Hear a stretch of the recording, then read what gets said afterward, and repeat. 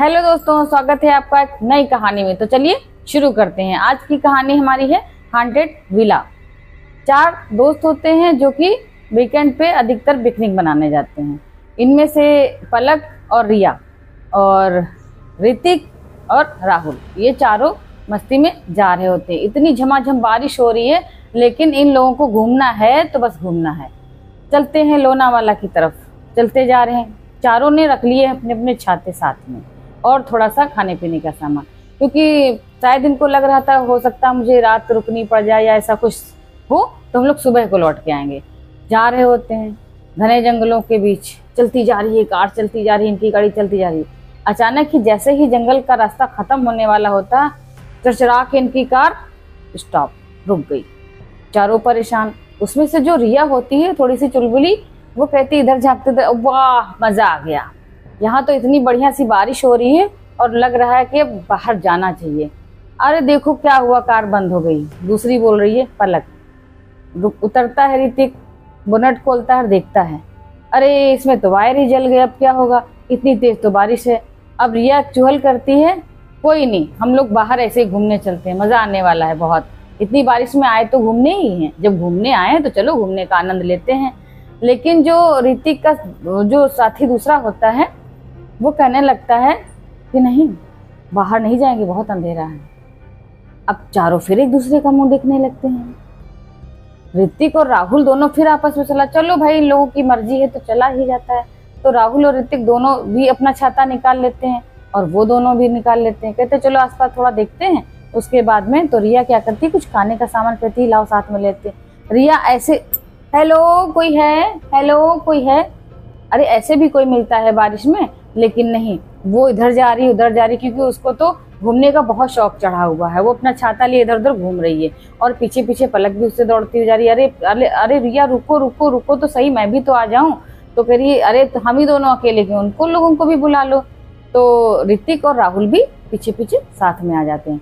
चारों ऐसे ही टहल रहे होते हैं, इधर उधर घूम रहे, इधर पेड़ उधर पुर। कह रहे शुक्र मनाओ कि गाड़ी ऐसी जगह पे बंद पड़ी है कि यहाँ पे जंगल खत्म हो चुका है। चलो कोई ना कोई रहने का कुछ तो जुगाड़ हो ही जाएगा। हो सकता कोई कमरा, कोई पुराना कुछ कहीं मिल जाए, कॉटेज वगैरह। अगर मिल जाता है तो चलो ठीक है, नहीं तो फिर कोई बात नहीं, हम लोग देखते हैं फिर क्या कर सकते हैं।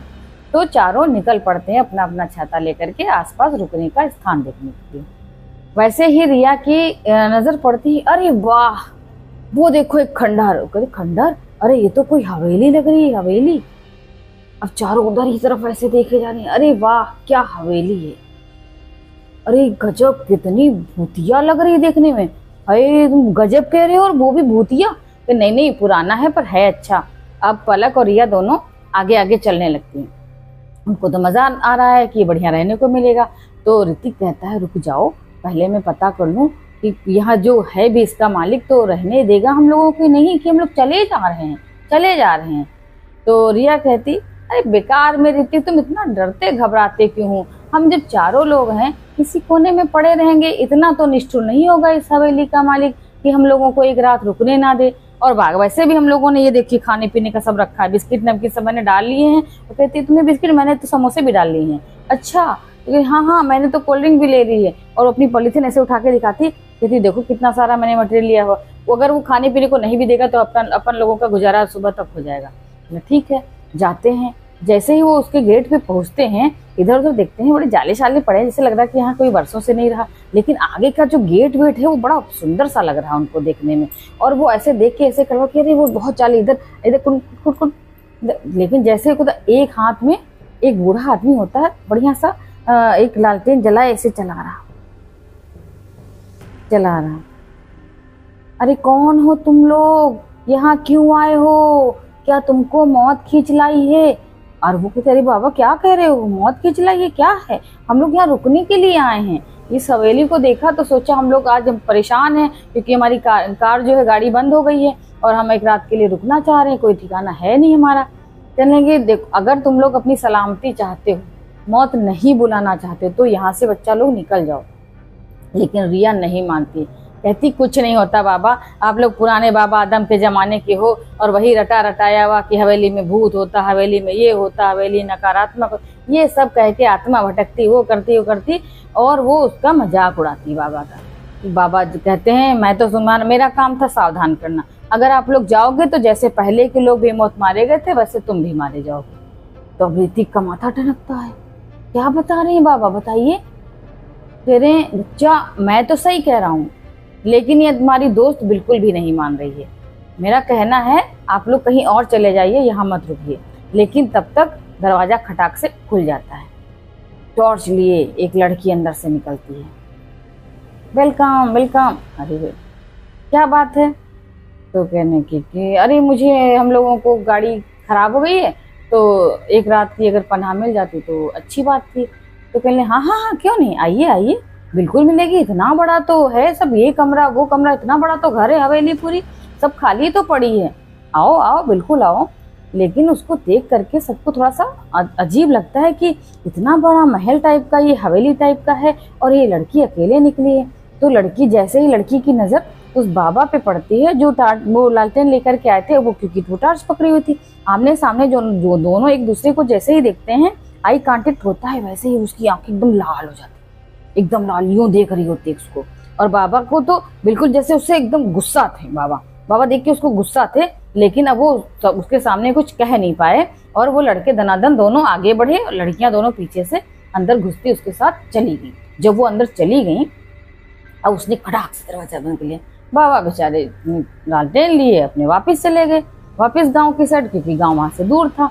जब वो चले गए, अभी अंदर दोनों जब जाते हैं, पहले लड़के तो पूछते हैं भाई हम लोगों का रुकने की कहाँ पे, कोई एक कमरा हमको दे दीजिए, हम लोग वहीं रात में। अरे नहीं, तुम लोग अलग अलग आराम से रह सकते हो, एक कमरा ये लड़कियां रह सकती हैं इधर, और नीचे के कमरे में तुम दोनों सो जाओ आराम से। तो कहने लगे ठीक है, ये तो और अच्छी बात है, हम लोग को अलग अलग रूम मिल गए हैं, देखो वहाँ पे बाथरूम भी अटैच है और ऊपर भी सब मतलब है अच्छे से। तो चारों अपनी अपनी जगह पे, दो एक तरफ, और वो लड़की चली जाती है, सो जाते हैं। अभी रात हो रही है, जैसे ही रात का एक पहर बीतता है, करीब वही 12:30-1 बजे के करीब, पलक सो रही है, रिया भी सो रही है।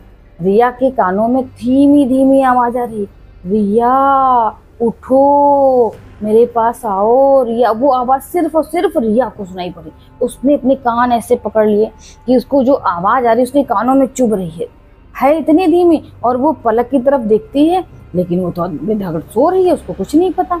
फिर वो ऐसे कान अपने ऐसे करके हटाती है, फिर आवाज, रिया उठो, रिया मेरे पास आओ। वो देखती है आवाज दरवाजे की तरफ से आ रही, कहाँ से आ रही उसको समझ ही नहीं आता कुछ।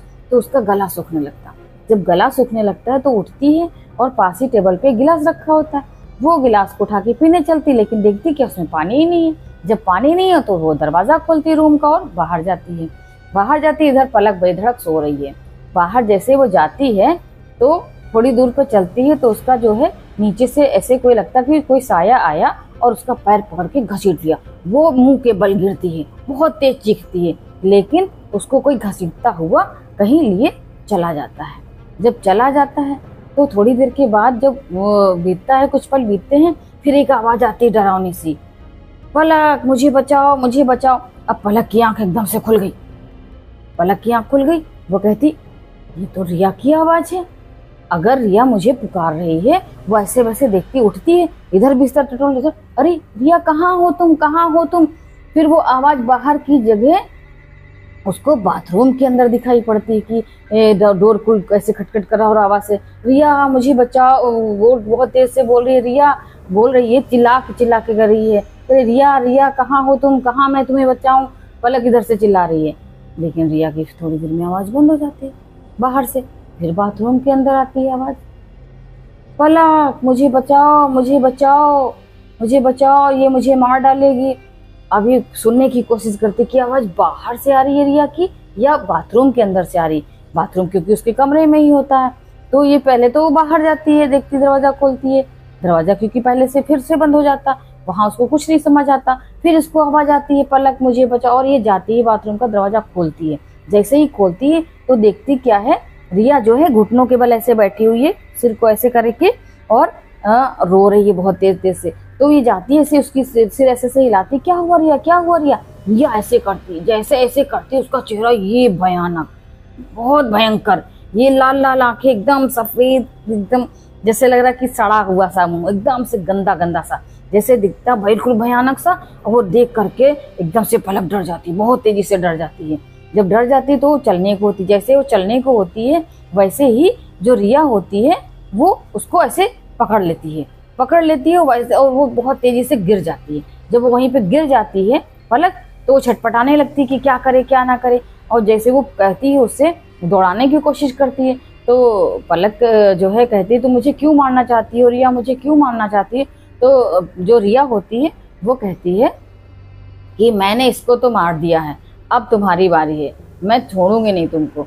अब इस तरह से कहा कि क्यों, तुम कौन हो, तुम कौन। वो बहुत तेजी से डर के पूछती कौन हो कौन हो। तब तक वो एकदम से रिया खड़ी हो जाती है और अपना सिर ऐसे अपने हाथों से लेकर के खड़ाक धड़ से अलग कर देती है, और उसको ऐसे पकड़े हाथ में, ऐसे पकड़े उसके साथ चली आ रही। अब मैं तुम्हें छोड़ूंगी नहीं, अब मैं तुम्हें छोड़ूंगी नहीं, यूं यूं करती हुई। और ऐसे पकड़ने को जैसे ही होती है पलक को, पलक एकदम पता नहीं कैसे बहुत ताकत बटोर के उसको ऐसे धक्का दे देती है। जब धक्का दे देती है, उसने वो ऐसे हाथ में सिर पकड़ा हुआ होता है अपना, एक हाथ उसका खाली रहता है, उसको धक्का देती है तो उसका धड़ जो है बाथरूम के दरवाजे में एक से धड़ाक से ऐसे टकरा जाता है। उसके खून के छींटे ये सब बाथरूम, ये दीवार वो दीवार सब बिल्कुल गंदी पड़ जाती है, लाल लाल, और उसका धड़ नीचे गिर के तड़पने लगता है। और वो जो पलक होती है वो डर के इतना भागती जाती जहाँ उसके दोनों दोस्त नीचे सो रहे होते हैं। ऋतिक और राहुल को कटकट बहुत तेजी से डर जगाती है, उठो राहुल, उठो ऋतिक, उठो, देखो रिया को क्या हो गया, देखो रिया को, रिया की किसी ने मौत मतलब मार दिया, उसकी हत्या कर दी, चलो जल्दी उसका मर्डर हो गया, चलो रिया को पता नहीं क्या हुआ, चलो हमें नहीं पता, चलो अभी क्या होगा जल्दी। दो कहते क्या हुआ, तुम यहाँ क्या कर रही हो, तुम तो अपने रूम में होती हो। जब एकदम हड़बड़ा के उठते हैं, फिर दोनों बात करते हैं, हाँ आवाज तो कुछ लग रही थी हमको भी, आवाज से खटपट की। तब तक ऊपर से फिर आवाज आती है, और राहुल और ऋतिक दोनों आपस में बात करते, चलो रिया पता नहीं क्या हो गया रिया को, पलक कुछ कह रही तो उसकी बात माननी चाहिए, सुनना चाहिए, आखिर ऊपर की मंजिल में इतना सब हम लोग नीचे नहीं सुन पाए हैं, उसको सुना ही पड़ा, देखा है, चलो देखते हैं चल करके। तो वहां से भी धीमे धीमे आओ पलक, हम तुम्हारा इंतजार कर रहे हैं, आओ पलक, ऐसे। तो उन्होंने सुना, हाँ सच में, ऋतिक और राहुल सुनते कहते हाँ सच में। और दोनों फिर जाते हैं उसको पलक को साथ में लेकर के। अब तीनों जैसे ही ऊपर की मंजिल में पहुंचते हैं, और उसके जो जहाँ पे पलक सो रही थी, रिया सो रही थी, उसका बाथरूम दरवाजा ऐसे ही पड़ा देखते हैं, तो वहाँ क्या देखते हैं, कुछ भी नहीं है, बिल्कुल क्लीन बाथरूम पे, ना खून है, ना कोई धड़ है, ना कोई मुंडा है, कुछ नहीं, मुंडा सिर जो पड़ा था कुछ भी नहीं है उसको।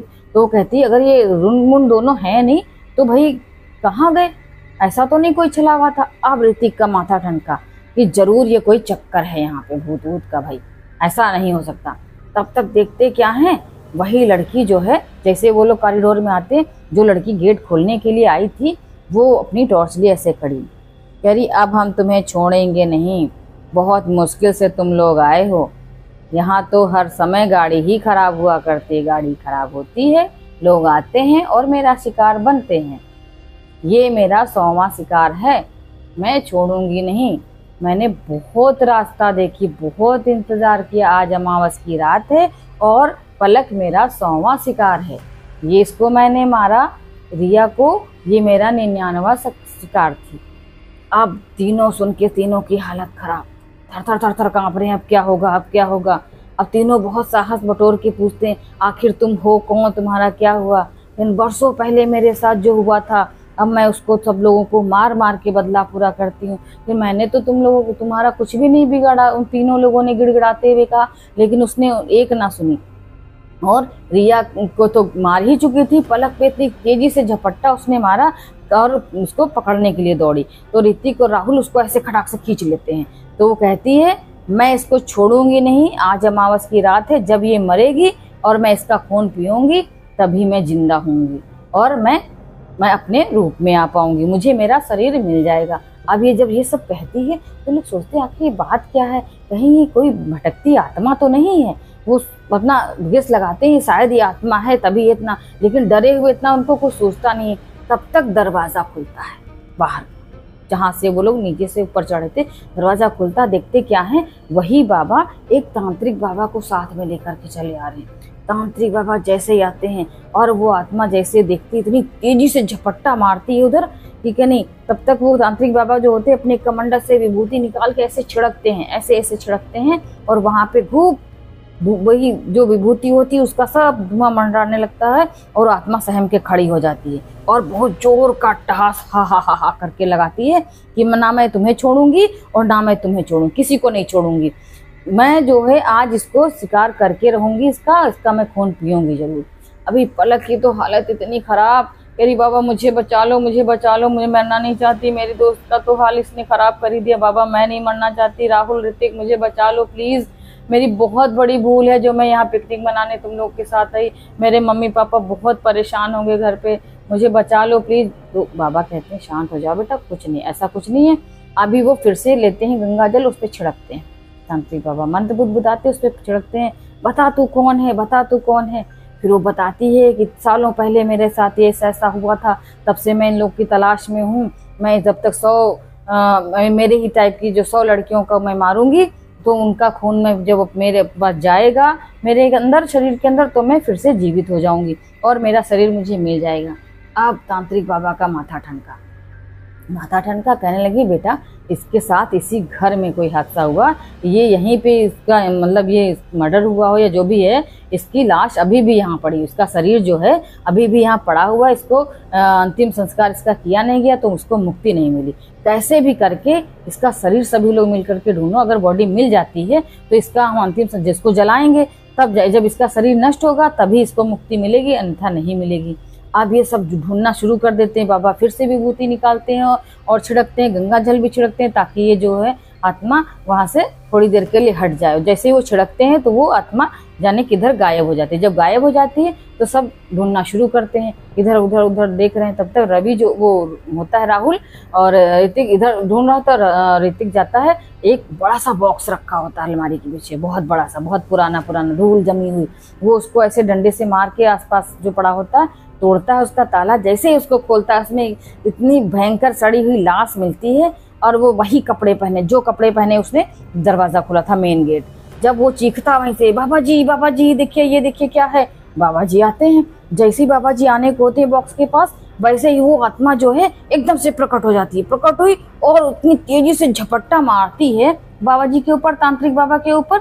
लेकिन तब तक जो है वो जो दादा वो आते हैं गांव के जो आए थे लालटेन लेकर के बाबा, वो अपनी लालटेन और इधर ऋतिक ने जो हाथ में उसके लाइटर, दोनों एकदम से उस पर फेंक देते। जो लालटेन का तेल निकलता है और उससे जो ऋतिक होता लाइटर यूं जलाता उस पर फेंक देता बक्से पे, क्योंकि इधर तांत्रिक बाबा बहुत जोर से चिल्लाते हैं इसको जल्दी से भस्म करो जल्दी से। और वो सभी लोग एकदम से मिलकर दोनों लोग डाल देते हैं उस पर और ढूंढ करके एकदम से उसकी बॉडी और बक्सा समेत सब जल जाता है। जब वो जलने लगता है इतनी तेज वो चीखती है, आत्मा जो होती है लड़की की बहुत तेज चीखती चिल्लाती, मतलब उसको तो समझ में आ रहा वो उसको बॉडी मिलेगी नहीं तो अब उसको तो जाना ही पड़ेगा यहाँ से। बहुत अट्टहास करती, बहुत गिड़गिड़ाती है बाद में तांत्रिक बाबा के से कि हमें मतलब ये मत करो, मेरा को शरीर मिल जाने दो।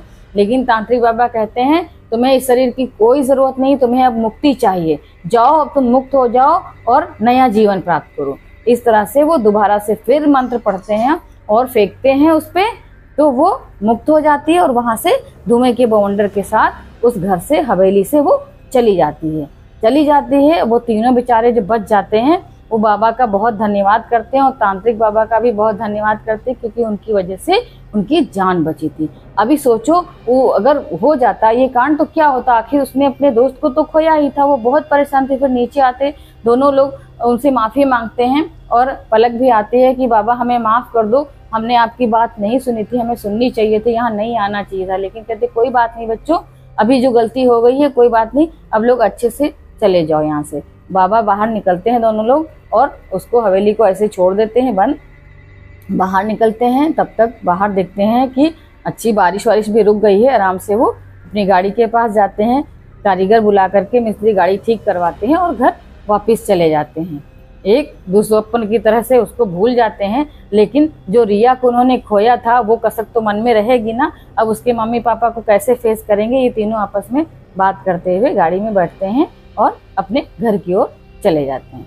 तो ये थी आज की कहानी। मिलते हैं कल एक नई कहानी के साथ।